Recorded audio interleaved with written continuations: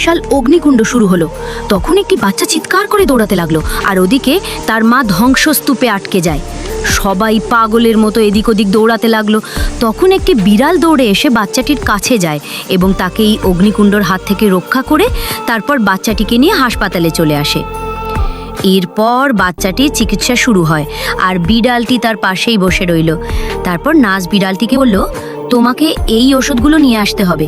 এরপর বিড়ালটি ওষুধের দোকানে যায় এবং ওষুধ খুঁজতে লাগে। এমন সময় ওষুধের মালিক লাঠি নিয়ে বিড়ালটিকে দৌড়ে ধরে ফেললো। তারপর তাদের মধ্যে অনেক মারামারি শুরু হয়। এক পর্যায়ে বিড়ালটি আহত হয়ে ওষুধটি হাতে নিয়ে দৌড়ে যায় সেই বাচ্চাটির কাছে, কিন্তু সেখানে যেয়ে দেখে একটি পরী এসে বাচ্চাটিকে নিয়ে যায়। এতে বিড়ালটি খুব কান্না করে এবং কষ্ট পায়। এর কয়েকদিন পর বিড়ালটি ফুল হাতে নিয়ে ওই বাচ্চাটির কবরস্থানে গিয়ে বসে রইল। হঠাৎ একটি আলো প্রতিফলিত হয়ে সেই পরীটি আসলো এবং ওই বাচ্চাটিকে ফিরিয়ে দিল বিড়ালটির কাছে। এতে তারা দুজন খুব খুশি হলো।